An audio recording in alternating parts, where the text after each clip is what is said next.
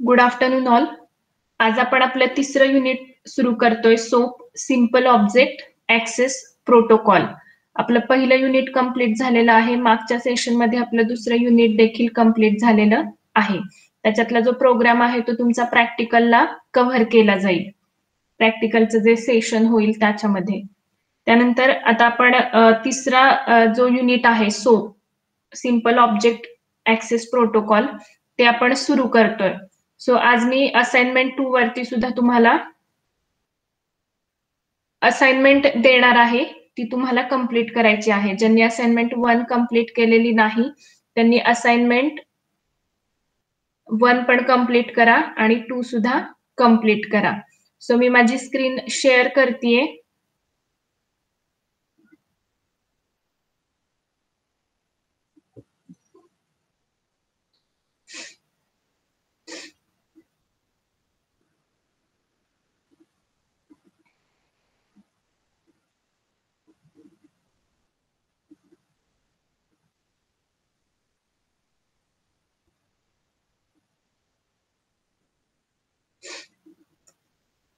Slide visible आहे का? कुणीतरी ऑन?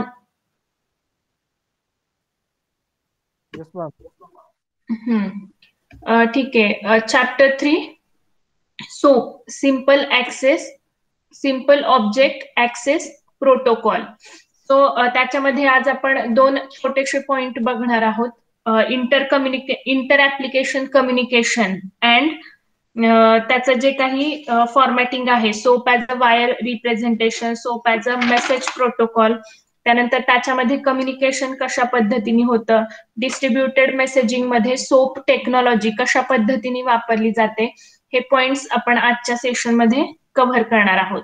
सो त्याची बेसिक इंट्रोडक्शन काय आहे बघा, की सोप का तयार करण्यात आला. सोप काय आहे? एक प्रोटोकॉल आहे.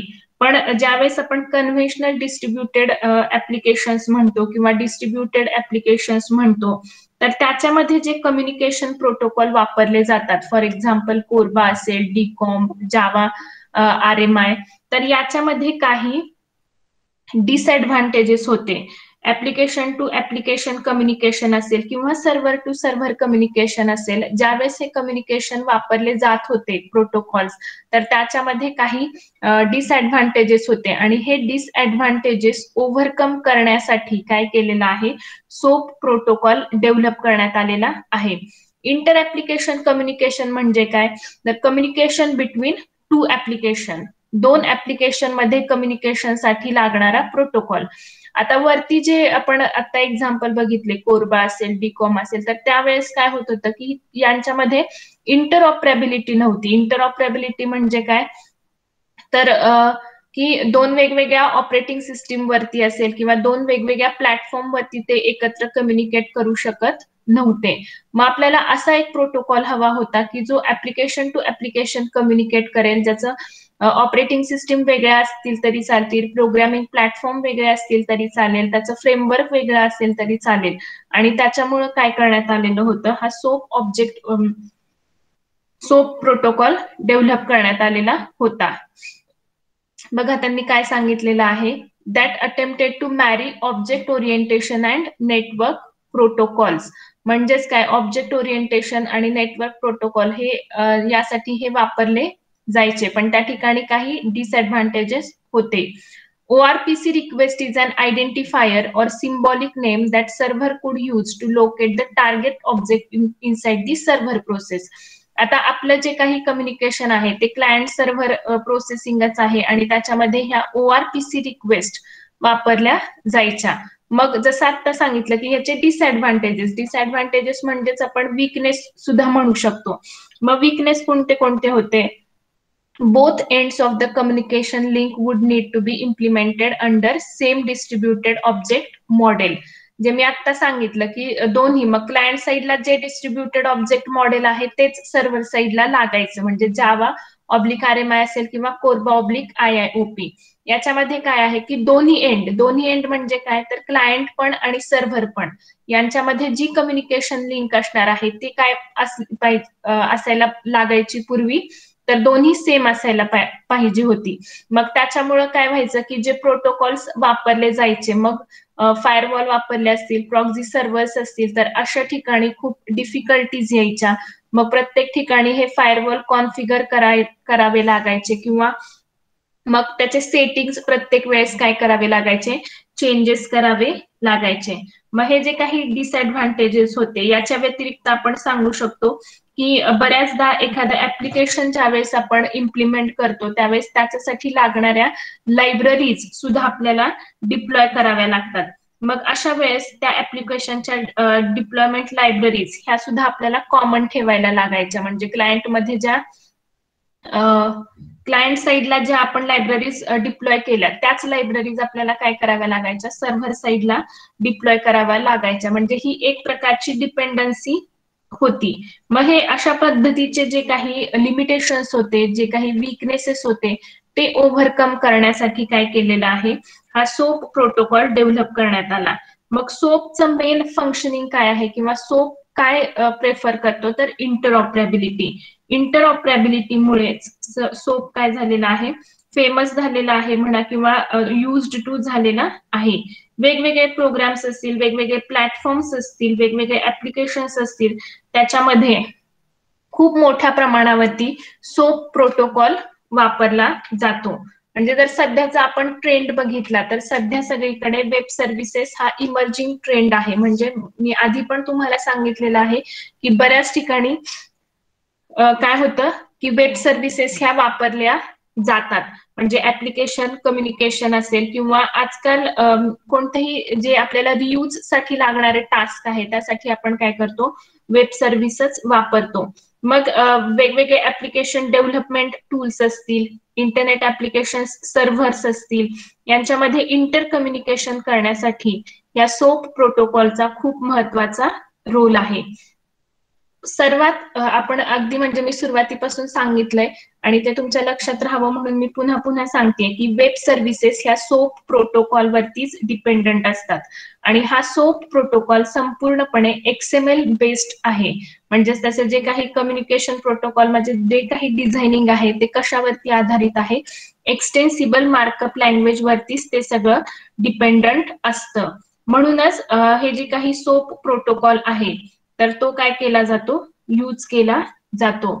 To address the problem of overcoming proprietary systems running on heterogeneous infrastructures. Heterogeneous infrastructure म्हणजे जे आता सांगितलं की वेगवेगळ्या प्लॅटफॉर्म वरती आपण ह्या ऍक्सेस करू शकतो. Web services rely on soap. Web services ह्या संपूर्णपणे सोप प्रोटोकॉल वरतीच रिलाय असतात. They are XML based communication protocol. आत्ताच ते सांगितलं. And they are used for exchanging messages between computers.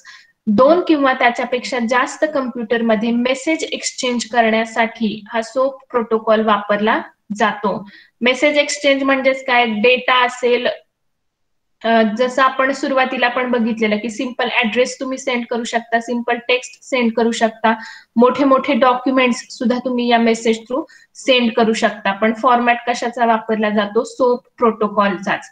Regardless of their operating systems, programming environment और object model framework. मग हा सोप प्रोटोकॉल वापरताना कोणत्याही प्रकारची ऑपरेटिंग सिस्टीमचं बंधन नाही, प्रोग्रामिंग एन्व्हायरमेंटचं बंधन नाही, ऑब्जेक्ट मॉडेलचं फ्रेमवर्क नाही. तुमचं ऑपरेटिंग सिस्टीम कोणतीही असू दे, प्लॅटफॉर्म कोणताही असू दे, फ्रेमवर्क कोणतंही असू देत, त्याच्यामध्ये काय केलं जातं, सोप प्रोटोकॉल हा वापरला जातो. या कशाचंही बॅरियर या सोप प्रोटोकॉलला येत नाही. मग सोप ज्यावेळेस वापरला जातो तर सोप म्हणजेच काय आहे, एक XML स्पेसिफिकेशन आहे. XML स्पेसिफिकेशनच्या अंडर हा सोप प्रोटोकॉल डेव्हलप करण्यात आलेला आहे किंवा XML स्पेसिफिकेशनचं एक ऍप्लिकेशन म्हणून सुद्धा सोप कडे बघितलं जातं. मग दोन पद्धतीने आपण सोप वापरू शकतो, SOAP as a wire representation आणि SOAP as a message protocol. मग त्यातला पहिला पॉइंट आपण आता बघूयात, SOAP as a wire representation. So काय सांगितलंय बघा, SOAP provides a wire protocol which specifies how service-related messages are structured when exchanged across internet. So SOAP आपल्याला एक वायर प्रोटोकॉल प्रोव्हाइड करतो. वायर प्रोटोकॉल म्हणजे काय, एंड टू एंड कम्युनिकेशन. किंवा ज्याला आपण पॉइंट टू पॉइंट डिलिव्हरी म्हणतो किंवा पॉइंट टू पॉइंट कम्युनिकेशन, म्हणजे एका कम्प्युटर पासून दुसऱ्या कम्प्युटरला डायरेक्ट जे काही कम्युनिकेशन होणार आहे त्याला काय म्हणतात, वायर प्रोटोकॉल्स. आणि सोप हा त्या एका वायर प्रोटोकॉल पैकी एक आहे. मग याच्यामध्ये काय सांगितलेलं आहे की जे काही मेसेजेस आपल्याला पाठवायचे आहेत ते कशा पद्धतीने स्ट्रक्चर्ड केले जातात, ते कशा पद्धतीने इंटरनेटवरती एक्सचेंज केले जातात, म्हणजे काय, कसे सेंड केले जातात, कसे रिसीव्ह केले जातात. म्हणजे सेंडिंग कसं होतं, रिसिव्हिंग कसं होतं, त्यालाच आपण म्हणणार आहे एक्सचेंजिंग. मग हे कशामध्ये होतं, सोप मध्ये केलं जातं. It's a simple messaging framework for exchanging structured and typed information back and fourth between desperate system in distributed environment. जरी शब्द खूप मोठे मोठे वाटत असले तरी साधा सरळ अर्थ असा आहे की क्लायंट आणि सर्व्हर असणार आहे, त्याच्यामध्ये आपल्याला जो काही मेसेज एक्सचेंज करायचा आहे बॅक अँड फोर्थ, म्हणजे क्लायंट कडून सर्व्हरकडे आणि सर्व्हर कडून क्लायंटकडे, तर तो सेंड करण्यासाठी जे काही फ्रेमवर्क वापरलं जातं तेच काय असणार आहे, हे soap as a wire representation म्हणून वापरलं जातं. मग हा जो काही सोप प्रोटोकॉल आहे तो लाईट वेट प्रोटोकॉल आहे, लाईट वेट वायर्ड प्रोटोकॉल. आता पुन्हा लाईट वेट आणि लाईट वेट म्हणजेच काय सांगता येईल, तर तुम्हाला मी आधी दोन सिस्टीम सांगितल्या होत्या बघा, लुजली कपल्ड आणि टाईटली कपल्ड. लुजली कपल्ड मध्ये काय आहे, कशा अरेंजमेंट कशीही असली तरी क्लायंट मध्ये चेंजेस झाले तरी काही फरक पडत नाही, सर्व्हर मध्ये चेंजेस झाले तरी सिस्टीमवर इफेक्ट होत नाही. मग तशाच पद्धतीने हा जो काही लाईट वेट वायर प्रोटोकॉल असतात तर याच्यामध्ये दोन फंडामेंटल प्रॉपर्टीज ऍक्सेस केल्या जातात. म्हणजेच काय, तर सेंडिंग केलं जातं, मेसेज काय केला जातो, सेंड केला जातो. त्यासाठी काय केलं जातं, HTTP ट्रान्सपोर्ट प्रोटोकॉल वापरला जातो. आपल्याला सगळ्यांना माहितीये की ट्रान्सपोर्टसाठी आपण HTTP प्रोटोकॉल वापरला जातो. पण हा जो काही लाईट वेट प्रोटोकॉल आहे, सोप प्रोटोकॉल कसा आहे, लाईट वेट आहे आणि याच्यामध्ये सेंडिंग आणि रिसिव्हिंग ऑफ मेसेजेस केलं जातं. ते करताना HTTP हा protocol as a transport protocol म्हणून वापरला जातो आणि वेगवेगळे जे काही पॅकेट्स आहेत ते याच्या थ्रू काय केले जातात, सेंड केले जातात. जे काही XML मेसेज सेंड केले जातात त्याचं प्रोसेसिंग करण्याचं काम सुद्धा काय केलं जातं, या सोप मेसेजेस मध्ये केलं जातं. हे जे वायर प्रोटोकॉल्स असतात त्याच्या थ्रू डेटा कशा पद्धतीने एक्सचेंज करायचा, कशा पद्धतीने ट्रान्सपोर्ट करायचा, या सगळ्या गोष्टी त्याच्यामध्ये मेन्शन केलेल्या असतात. मग ज्यावेळेस आपण वायर प्रोटोकॉल म्हणतो, जसं की एक्झाम्पल म्हणून सोप घेतलेलं आहे, तर हे जे वायर प्रोटोकॉल असतात त्यांना काही स्पेसिफिक डिझाईन क्रायटेरिया काय करावे लागतात, मेंटेन करावे लागतात किंवा अचीव्ह करावे लागतात. मग 5 असे क्रायटेरिया आहेत जे की सोप प्रोटोकॉलला मेंटेन करावे लागतात. त्यातला पहिला 5 कोणते आहेत बघा, compactness, protocol efficiency, coupling, scalability आणि इंटरऑपरेबिलिटी. सो हे 5ही प्रोटोकॉल्स ह्या सोप जे काही प्रोटोकॉल आहेत त्यांना काय करावे लागतात, अचीव्ह करावे लागतात. मग पहिला क्रायटेरिया काय आहे बघा, कॉम्पॅक्टनेस. कॉम्पॅक्टनेस म्हणजे काय, it refers how thus the network packet becomes while still conveying the same information. याचाच अर्थ काय की ज्यावेळेस आपण एखादा मेसेज पाठवणार आहोत, कॉम्पॅक्टचा अर्थ काय, कॉम्प्रेस, म्हणजे तुम्ही पाठवणारा मेसेज किती कॉम्प्रेस करता येऊ शकतो. कॉम्प्रेस केला तरी एक गोष्ट लक्षात इथं ठेवायची की जरी आपण एखादा मेसेज कॉम्प्रेस केला तरी त्याचा मेन जो काही कंटेंट आहे तो डिस्टर्ब होता कामा नये. ऍक्च्युअल जो मेसेज आहे तो प्रॉपर दोन एंड मध्ये कम्युनिकेशन होणार आहे, दोन एंड मध्ये मेसेज ट्रान्सफर होणार आहे. मग हा मेसेज ट्रान्सफर करताना सुद्धा एका एंड कडून दुसरीकडे जाताना सुद्धा की किती कॉम्पॅक्ट मेसेज आहे. कॉम्पॅक्ट का हवा, कारण की त्याच्यामुळे साईज वाचेल, टाइम वाचेल, म्हणजे सेंडिंग साठीचा टाइम वाचणार आहे, साईज कमी होणार आहे, त्याच्यामुळे डिलिव्हरी फास्ट होणार आहे. त्यामुळे कॉम्पॅक्टनेस हा मेन क्रायटेरिया आहे की जो हा सोप प्रोटोकॉलनी अचीव्ह केला पाहिजे. त्याच्यामुळे जेवढे स्मॉल पॅकेट्स असतील तेवढं ते बेस्ट म्हणून कन्सिडर केलं जातं. त्यानंतर सेकंड डिझाईन क्रायटेरिया आहे प्रोटोकॉल इफिशियन्सी.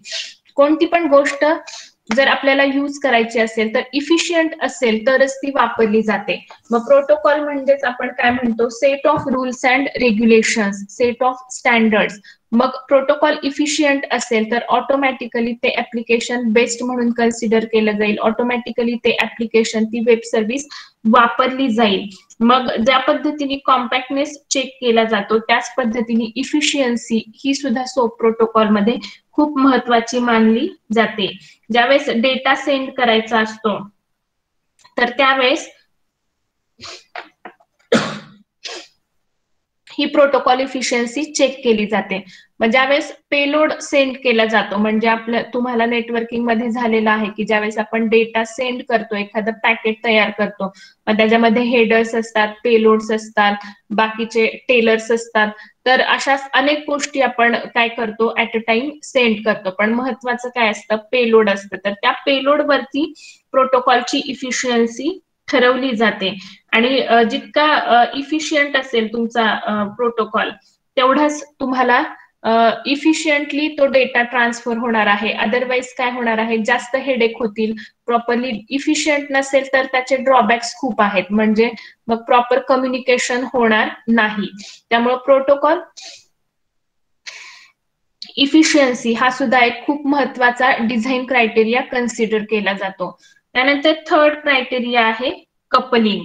कपलिंगचा क्रायटेरिया जसं मी आधी पण सांगितलं होतं, जे मगाशी चुकून मी वरती बोलले होते की कपलिंग म्हणजे टाईट कपलिंग आणि लूज कपलिंग असे दोन पद्धतीचे कपलिंग आपण पाहिले होते. सर मला वाटतं एसओए आर्किटेक्चर बघताना आपण ते पाहिलं होतं आणि त्यावेळेस मी तुम्हाला टाईटली कपल्ड आणि लूजली कपल्ड दोन्हीचा अर्थ सांगितला होता.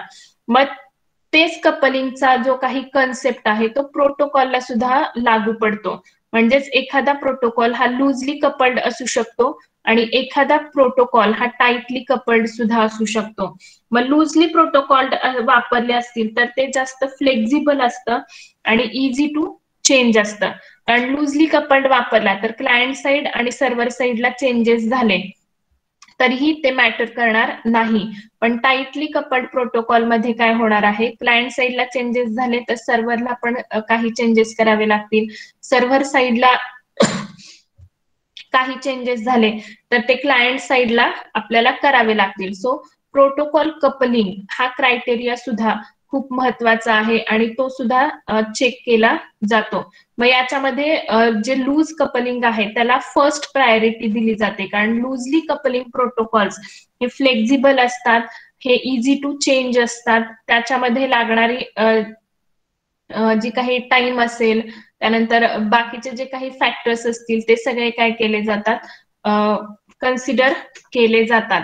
पण जर सिलेक्ट करायची वेळ आली, दोन्ही प्रकारचे कपलिंग वापरले जातात, म्हणजे टाईटली कपल्ड वापरले जातात आणि लूजली कपल्ड सुद्धा वापरले जातात. पण प्रेफरन्स कशाला असेल, लूजली कपल्ड प्रोटोकॉल्सला. नेक्स्ट आहे स्केलेबिलिटी. सो स्केलेबिलिटी म्हणजे काय सांगता येईल की addresses the protocol's capability to work with a large number of potential recipients.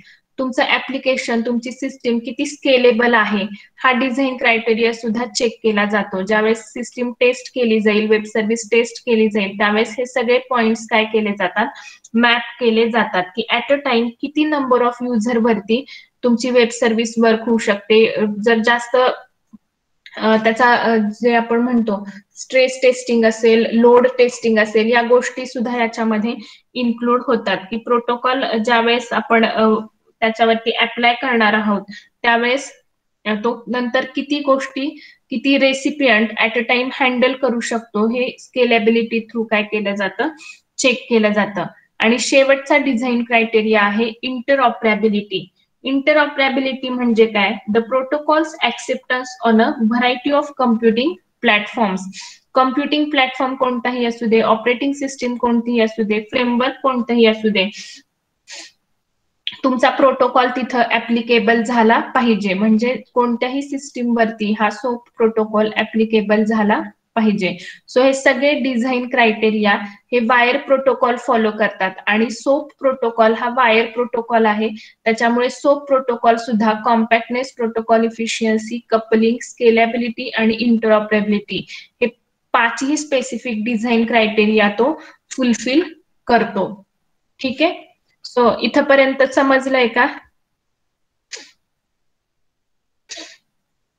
इथपर्यंत समजलंय? चॅट बॉक्स मध्ये रिप्लाय द्या. 5 डिझाईन क्रायटेरिया तुम्हाला एक्झामला विचारले जाऊ शकतात. वायर प्रोटोकॉल कोणते कोणते डिझाईन क्रायटेरिया फॉलो करतात. ओके. ठीक आहे. आता पुढचा पॉइंट आपण बघूया. SOAP as a message protocol. Okay.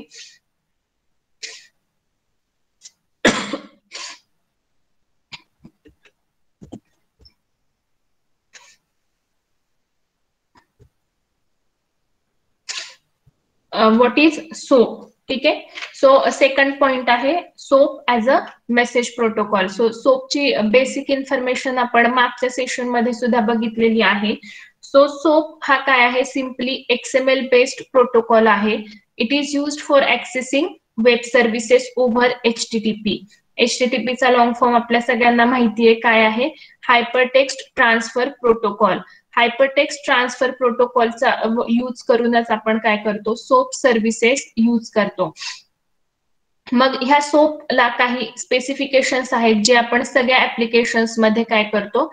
Use करतो. सोपचा लॉंग फॉर्म सुद्धा आपल्याला माहिती आहे, सिम्पल ऑब्जेक्ट ऍक्सेस प्रोटोकॉल. मग सुरुवातीला हा संपूर्ण घेतलं जायचं, त्यानंतर त्याला सोप V1.2 असं नाव दिलेलं आहे. So V1 stand for version. ठीक आहे. सो जसे जसे नवीन नवीन व्हर्जन्स येतात तसे तसे ह्याची नावं काय होतात? चेंज होतात. म्हणजे सोप V1.2. मग हा सोप प्रोटोकॉल जो आहे त्याची सिंपल डेफिनेशन काय आहे बघा. How web services talk to each other और talk to client applications that invoke them. साधं सरळ आहे की सोप काय आहे? कम्युनिकेशन प्रोटोकॉल आहे. आणि कम्युनिकेशन म्हणजे जर आपण टेक्निकल टर्म मध्ये बघितलं तर काय, दोन कम्प्युटर्स एकमेकांशी कम्युनिकेट करतात, म्हणजेच टॉक करतात, म्हणजेच काय एकमेकांची देवाणघेवाण करतात. मग त्यासाठी हे जे काही सोप आहेत ते प्रोटोकॉल वापरले जातात. म्हणजे जर आपण बघितलं की एक्झिस्टिंग इंटरनेट टेक्नॉलॉजी ज्या आहेत, डिस्ट्रीब्युटेड कम्युनिकेशन्स ऍप्लिकेशन्स जे आहेत, तर ते यूज करताना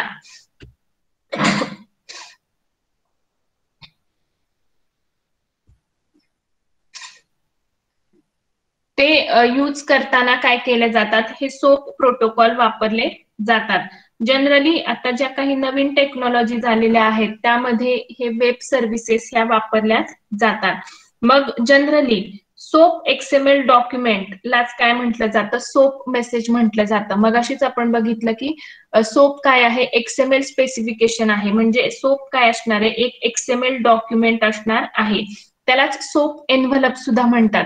पुढं आता पुढच्या सेशन मध्ये आपण बघणार आहे सोप एन्व्हलप म्हणजे काय.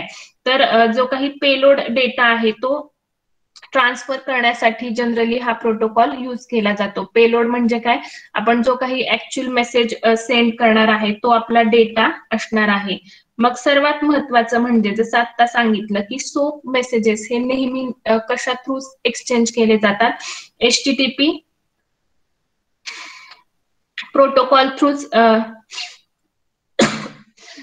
HTTP प्रोटोकॉल वापरूनच हे सोप प्रोटोकॉल एक्सचेंज केले जातात. त्यानंतर हे हँडल करण्यासाठी वेब ब्राउझर्सचाच यूज केला जातो. म्हणजे जनरली आपण जे HTML चे वेब पेजेस वापरतो ते वेब पेजेस, वेब ब्राउझर आणि HTTP याचं कॉम्बिनेशन करूनच हे कम्युनिकेशन केलं जातं. सोप मेसेज सेंड करण्यासाठी आणि रिसीव्ह करण्यासाठी हा सर्वात कन्व्हिनियंट वे आहे, इझी वे आहे. आणि सर्वात महत्वाचं म्हणजे ह्याचा फक्त यूज काय आहे?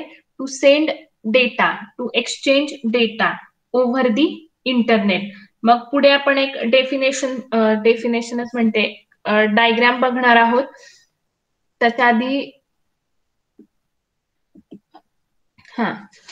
Web services, communications and messaging network. समोर आपल्याला एक डायग्राम दिसतीये, ठीक आहे, की कशा पद्धतीने हे कम्युनिकेशन होतं, कशा पद्धतीने हे नेटवर्किंग केलं जातं. अगदी इथे खालची लेअर बघा काय आहे, TCP IP स्टॅक आहे.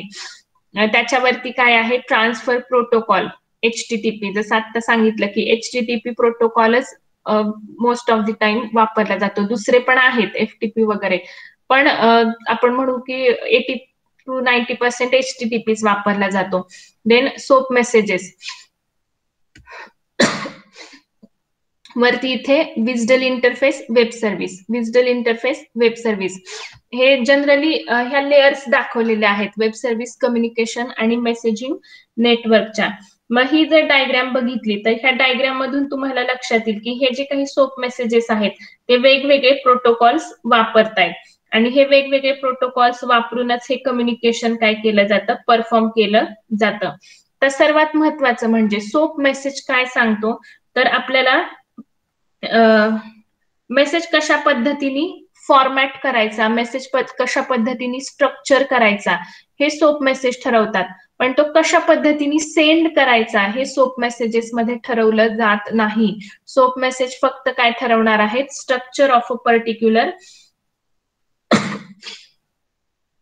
मेसेज, फक्त की कशा पद्धतीने स्ट्रक्चर करायचं ते ठरवलं जातं. तर याच्यामध्ये ट्रान्सपोर्ट लेवल प्रोटोकॉल्स यूज केले जातात. सेंडिंग साठी काय केले जातात, ट्रान्सपोर्ट लेवल प्रोटोकॉल यूज केले जातात. जसं मी आता सांगितलं की 80 ते 90% HTTPच वापरला जातो, पण याच्या व्यतिरिक्त SMTP प्रोटोकॉल आहे, FTP प्रोटोकॉल आहे, RMI म्हणजेच रिमोट मेथड इन्व्होकेशन सुद्धा यूज केलं जातं. पण they are rare. Generally HTTP वापरला जातो, पण असं काही नाहीये, जशी ऍप्लिकेशनची रिक्वायरमेंट असेल तशा पद्धतीने हे ट्रान्सफर प्रोटोकॉल वापरले जातात. कधी कधी FTP प्रोटोकॉल वापरला जाईल, रिक्वायरमेंट असेल तर SMTP प्रोटोकॉल सुद्धा इथे वापरला जातो. मग आता ह्याचं वर्किंग कसं होतं बघा. तर हा जो काही सोप मेसेज आहे याच्यामध्ये, तर हा सोप मेसेज HTTP मेसेजची जी काही बॉडी असणार आहे त्याच्यामध्ये हा सोप मेसेज काय केला जाईल, एम्बेड केला जाईल.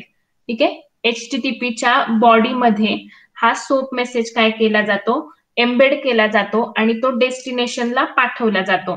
डेस्टिनेशनला पाठवला जाताना तो पुन्हा कुठे जातो, TCP IP ला सेंड केला जातो. ठीक आहे, SOAP message embedded in the HTTP body part. This whole packet is again send to TCP IP.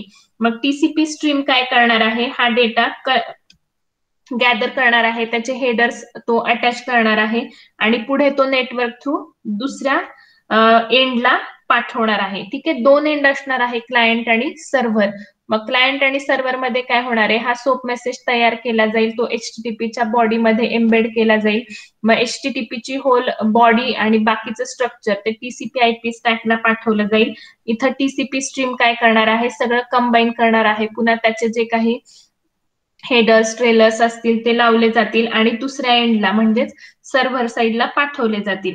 मग त्या ठिकाणी पुन्हा HTTP लिस्नर असणार आहे. हा HTTP लिस्नर काय करेल, सोप मेसेजेस वरती कॉन्सन्ट्रेट करत असणार आहे आणि मग हा सोप प्रोसेसर काय, त्याचा यूज काय असेल, दुसऱ्या एंडला तो रिट्राईव्ह केला जाईल. म्हणजे अगदी मागच्या वर्षी पण मी तुम्हाला सांगितलेलं की जसं थोडक्यात इन्क्रिप्शन आणि डिक्रिप्शन असतं, म्हणजे क्लायंट सर्व्हरला काय होणार आहे, इकडच्या साईडनी ज्या स्टेप्स फॉलो झालेल्या आहेत एक्झॅक्टली रिव्हर्स स्टेप काय होतात, सर्व्हर साईडला फॉलो होतात. मग हे पुन्हा TCP IP स्टॅकचे हेडिंग ट्रेलर रिमूव्ह केले जातील, इथल्या HTTP मधले हेडर ट्रेलर रिमूव्ह केले जातील आणि फक्त सर्व्हर साईडला काय केला जाईल, सोप मेसेज रिट्राईव्ह केला जाईल. मग सोप प्रोसेसर काय करतात, ह्याचं काम करतात. मग त्याचे सोप मेसेजेस मधले जे काही सिंटॅक्स असतील, प्रोसेसिंग असेल, हे सगळं कशामध्ये केलं जातं, सर्व्हर साईडला केलं जातं. जनरली हा सोप मेसेज सुद्धा स्टेटलेस प्रोटोकॉल आहे. म्हणजे आपण म्हणतो HTTP is a stateless protocol, त्याच पद्धतीने सोप सुद्धा स्टेटलेस प्रोटोकॉल आहे. कोणत्याही प्रकारची स्टेट याच्यामध्ये मेंटेन केली जात नाही. So it is a one way message exchange parameter. पण जर तुम्हाला वेगवेगळे पॅटर्न्स क्रिएट करायचे असतील किंवा कॉम्प्लेक्स ऍप्लिकेशन्स तयार करायचे असतील तर त्या ठिकाणी वेगवेगळे कॉम्बिनेशन्स वापरून, वेगवेगळे फीचर्स वापरून काय केलं जातं, स्टेट स्टेट ठेवली जाते, ठीक आहे, म्हणजे स्टेट मेंटेन केली जाते. सोप हा जो काही प्रोटोकॉल आहे, itself define any application semantics such as programming model और इम्प्लिमेंटेशन स्पेसिफिक सिमॅन्टिक्स. त्याचे स्वतःचे असे स्पेसिफिकेशन्स आहेत, त्याचे स्वतःचे असे सिंटॅक्स आहेत, त्याचे स्वतःचे असे मिनिंग्स आहेत. आणि ज्यावेळेस आपण एखादी सिस्टीम म्हणतो, तर आता दोन्ही सिस्टीमला हे स्ट्रक्चर माहिती असणार आहे. सोप प्रोसेसरचं काम आहे की हे सिमॅन्टिक्स ओळखून प्रॉपरली त्याचं काय करायचं, कन्व्हर्जन करायचं आहे. मग ह्याच्यामुळे ज्या काही लार्ज सिस्टीम्स आहेत त्याच्यामध्ये सोप काय केला जातो, यूज केला जातो. These systems are used for various messaging systems, remote procedure calls. वेगवेगळ्या रिमोट प्रोसिजर्स कॉल्स असतील, वेगवेगळ्या मेसेजिंग सिस्टीम्स असतील, त्याच्यामध्ये काय केलं जातं, हे सोप प्रोटोकॉल हे वापरले जातात. जनरली सोप बाइंडिंग 2 किंवा त्याच्यापेक्षा जास्त जे काही एंड पॉइंट्स आहेत, एंड पॉइंट्स म्हणजेच आपण काय म्हणतो, कम्प्युटर्स आहेत, त्याच्यामध्ये बाइंडिंग मेकॅनिझम साठी हे सोप मेसेजेस काय केले जातात, वापरले जातात. मग सिंगल मेसेज एक्सचेंज असेल, मल्टिपल मेसेज एक्सचेंज असेल, कोणत्याही प्रकारचं एक्सचेंजिंग असेल, त्या ठिकाणी हे सोप प्रोटोकॉल वापरले जातात. मग आता हे सिंगलचं आपण बघितलं की वन वे क्लायंट पासून सर्व्हरला कशा पद्धतीने कम्युनिकेशन केलं जातं. पण एखादं डिस्ट्रीब्युटेड ऍप्लिकेशन असेल, तर डिस्ट्रीब्युटेड ऍप्लिकेशन मध्ये कशा पद्धतीने प्रोसेसिंग होतं, सोप त्याच्यामध्ये सोप प्रोटोकॉल कशा पद्धतीने वापरला जातो, त्याच्या बेसिक स्टेप्स आपण ह्या डायग्राम थ्रू बघणार आहोत. आता आपण जस्ट एक सिंपल बघितलं त्याचं structure, SOAP to HTTP to TCP/IP आणि पुन्हा रिव्हर्सने. पण जर डिस्ट्रीब्युटेड ऍप्लिकेशन असेल तर डायग्राम बघा काय आहे, डिस्ट्रीब्युटेड मेसेजिंग युजिंग सोप. मग ह्या डिस्ट्रीब्युटेड ऍप्लिकेशन मध्ये कशा पद्धतीने वर्किंग होतं ते आपण बघणार आहोत. डायग्राम व्हिजिबल आहे, क्लिअर दिसतीये?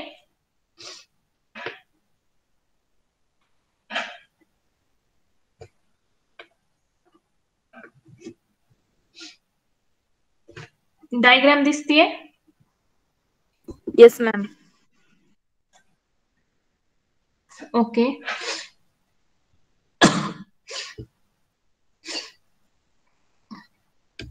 सो 6 स्टेप्स मध्ये याचं काम होतं, ठीक आहे. डिस्ट्रीब्युटेड मेसेजिंग युजिंग सोप याच्यामध्ये 6 स्टेप्स मध्ये ह्याचं वर्किंग आहे. सो कशा पद्धतीने होतंय बघा. तर सर्वात आधी आता जनरली आधी फक्त डायग्राम बघूयात. वेब सर्व्हिस रिक्वेस्टर आहे, इथे वेब सर्व्हिस प्रोव्हायडर आहे.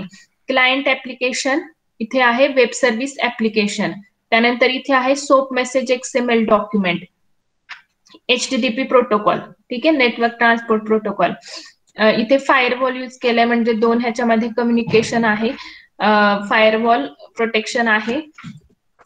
त्यानंतर network transport protocol, soap server 2, त्यानंतर सोप सर्व्हर इथे, आणि इथे आहे वेब सर्व्हिस इम्प्लिमेंटेशन इन्फ्रास्ट्रक्चर. हे सगळं जनरल डायग्राम आहे. आणि स्टेप्स बघा इथे 1, 2, 3, 4, 5, 6. सो ह्या स्टेप्स आहेत, म्हणजे या स्टेप्सनी सगळं फॉलो होणार आहे. अगदी एरोनी सुद्धा इथे रिप्रेझेंट केलेलं आहे. फर्स्ट स्टेप, त्यानंतर second step, third, fourth, fifth आणि 6. मग आता हे कशा पद्धतीने होतंय ते आपण बघूयात. सो सर्वात पहिल्यांदा काय होतं बघा, service requester application create soap message. हा जो काही सर्व्हिस रिक्वेस्टर आहे, या ठिकाणचं ऍप्लिकेशन आहे, हा काय करणार आहे, स्वतः एक सोप मेसेज क्रिएट करणार आहे. मग सोप मेसेज तो का क्रिएट करेल, कारण की त्याला काय करायचं आहे, इकडच्या वेब सर्व्हिस प्रोव्हायडरनी जी काही वेब सर्व्हिस दिलेली आहे ती ऍक्सेस करायची आहे. म्हणून हा सर्व्हिस रिक्वेस्टर काय करणार, सोप मेसेज क्रिएट करणार टू इन्व्होक दी सर्व्हिस. मग जे काही वेब सर्व्हिस आहे ती कुठेही लोकेट असणार आहे, ती लोकेट असती वेब सर्व्हिस प्रोव्हायडरवर. त्या वेब सर्व्हिसचे ऑपरेशन्स कुठे लोकेटेड असतात, वेब सर्व्हिस प्रोव्हायडर मध्ये. मग ते ऑपरेशन्स ऍक्सेस करण्यासाठी काय केला जातो, सोप मेसेज तयार केला जातो. मग हा सोप मेसेज कोण करणार आहे, तर सोप क्लायंट. इथे सोप सर्व्हर आहे, म्हणल्यावर इथे काय असणार आहे, सोप क्लायंट. आपण बघितलं की दोघींकडे सेम असे आहे, सोप प्रोटोकॉल यूज केलेला आहे. मग सोप क्लायंट काय करतो, तर एक प्रोग्राम तयार, रिक्वेस्ट तयार करतो, सोप रिक्वेस्ट तयार करतो, सोप मेसेज तयार करतो. मग ही रिक्वेस्ट म्हणजेच काय, तर तो एक प्रोग्राम तयार करतो. शेवटी काय आहे, हे एक सॉफ्टवेअर ऍप्लिकेशन आहे, म्हणजे सगळं काय असणार आहे, प्रोग्राम्स नाही तर सॉफ्टवेअर. मग सोप क्लायंट काय करतो, एक प्रोग्राम तयार करतो ज्याच्यामध्ये तो एक एक्सएमएल डॉक्युमेंट तयार करतो. आणि ह्या एक्सएमएल डॉक्युमेंट मध्ये इथली जी काही त्याला सर्व्हिस वापरायची आहे, त्याच्या रिलेटेड मेथड्स असतील, त्याच्या रिलेटेड आर्ग्युमेंट्स असतील, ते सगळे त्या एक्सएमएल डॉक्युमेंट मध्ये काय केलेले असतात, मेन्शन केलेले असतात. थोडक्यात काय, एक्सएमएल डॉक्युमेंटच तयार केलं जातं आणि त्याच्यामध्ये काय केलं जाईल, काय मेथड ऍक्सेस करायची आहे, त्याचे पॅरामीटर्स काय आहेत, त्याचं लोकेशन काय आहे, हे सगळं त्या एक्सएमएल डॉक्युमेंट मध्ये ठेवलं जातं. आणि सर्व्हिस रिक्वेस्टर नंतर काय करणार आहे, हा जो काही सोप मेसेज आहे, तयार झालेलं एक्सएमएल डॉक्युमेंट आहे, ते इंटरनेट थ्रू कुठे पाठवणार, सोप सर्व्हरला पाठवणार. म्हणजे पहिल्या स्टेप मध्ये काय झालं की सोप क्लायंटनी सोप मेसेज तयार केला. सोप मेसेज म्हणजे एक एक्सएमएल डॉक्युमेंट तयार केलं. त्या डॉक्युमेंट मध्ये कुठली मेथड ऍक्सेस करायची, त्याचे पॅरामीटर्स कोणते, त्याचं लोकेशन काय, हे सगळं मेन्शन केलं. आणि हा सोप मेसेज इंटरनेट थ्रू कुठे पाठवला, सोप सर्व्हरला पाठवला. मग सोप सर्व्हरला पाठवल्यानंतर काय केलं जातं, नेटवर्क इन्फ्रास्ट्रक्चर थ्रू पाठवला जातो. मग नेटवर्क इन्फ्रास्ट्रक्चर म्हणजेच काय, तर मग त्याच्यामध्ये सगळं इन्क्लूड झालं, इंटरनेट, तुमचं फायरवॉल, बाकीचे हब्स, राउटर, जे काही जसं ट्रान्समिशन असेल त्या पद्धतीने. म्हणजे नेटवर्क इन्फ्रास्ट्रक्चरचा यूज करून हा क्लायंट कडून कुठे जाणार मेसेज, सर्व्हर साइडला जाणार. मग नेटवर्क इन्फ्रास्ट्रक्चर थ्रू हा कुणाला मिळणार, सोप सर्व्हरला.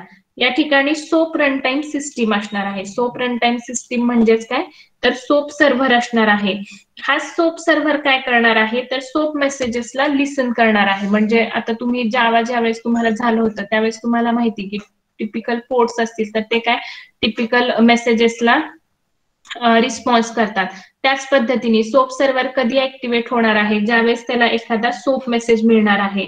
मग सोप सर्व्हर मध्ये पण एक स्पेशल कोड लिहिलेला असतो. हा कोड काय करतो, तर फक्त सोप मेसेजेसला काय करतो,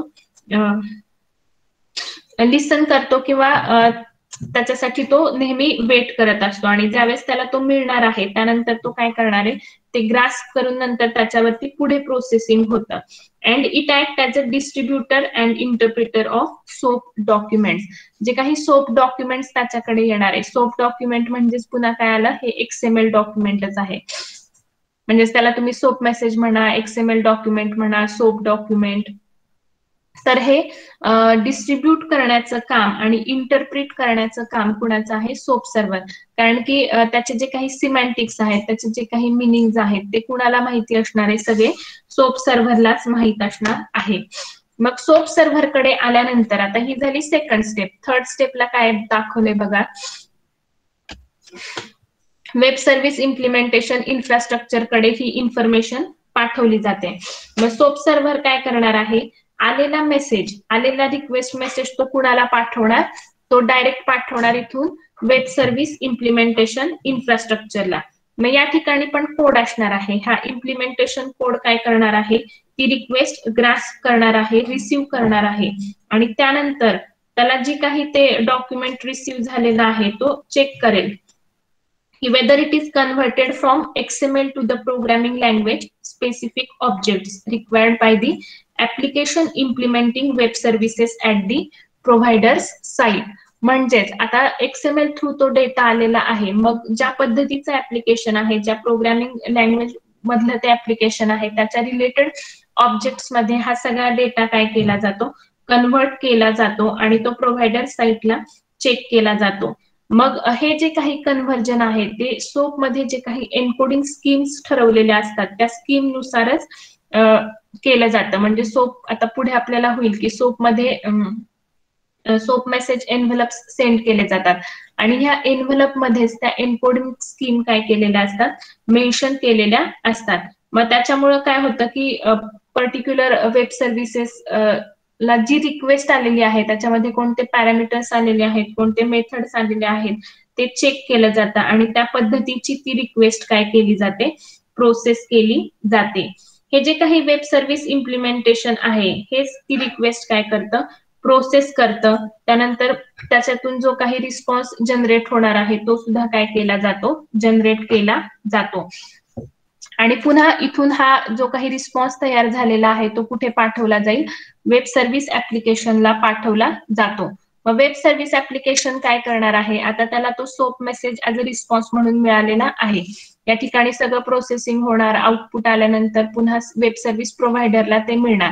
मग वेब सर्व्हिस प्रोव्हायडर पुन्हा काय करतो, इथून हा जो काही मिळालेला रिस्पॉन्स आहे 5व्या स्टेपला तो कुणाला पाठवणार आहे, क्लायंटला पाठवणार आहे, वेब सर्व्हिस रिक्वेस्टरला पाठवणार आहे.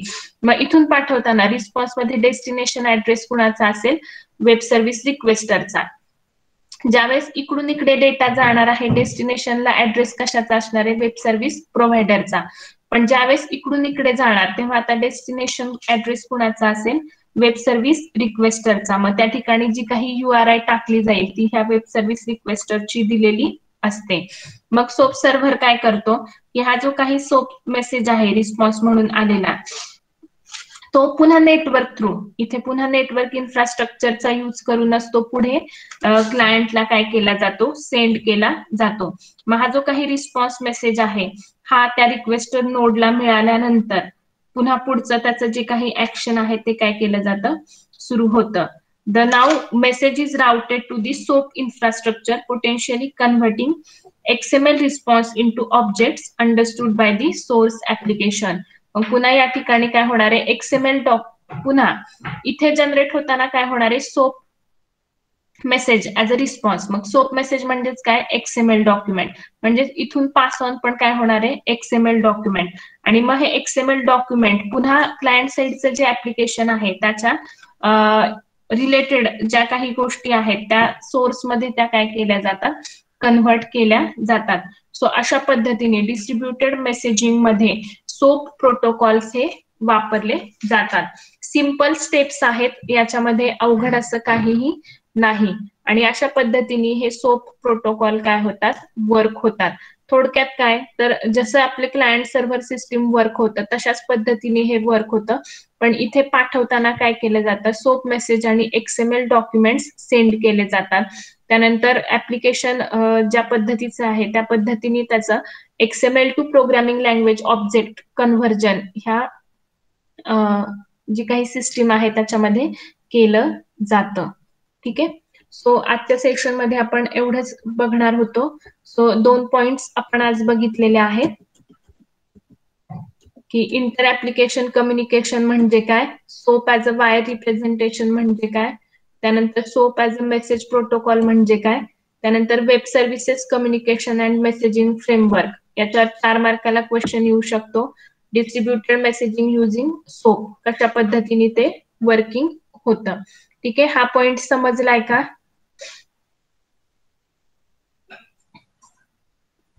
डायग्राम समजलीये का? ओके. डायग्राम लक्षात ठेवल्या की तुम्हाला त्याचा थेरी पार्ट लक्षात ठेवणं अवघड नाहीये. सिंपल आणि सुटसुटीत अशा या स्टेप्स आहेत. ठीक आहे. सो आजच्या सेशन मध्ये एवढंच. आता जेवढे प्रेझेंट आहेत त्याच्यापैकी ज्यांनी असाइनमेंट केलेली नाही एक पहिली, त्यांनी असाइनमेंट कंप्लीट करा.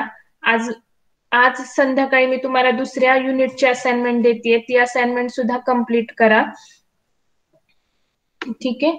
सो असाइनमेंटला प्रत्येकी 4-4 मार्क आहेत. 4×5 = 20. 5 असाइनमेंट देणार आहे 5 युनिट वरती. वेळेत पूर्ण करणाऱ्यांना 4 पैकी 4 मार्क्स त्याचे मिळून जातील इंटरनल साठीचे. सो आजच्या सेशन मध्ये एवढंच. फॉर्मॅलिटी म्हणून तुमचं नाव चॅट बॉक्स मध्ये टाईप करा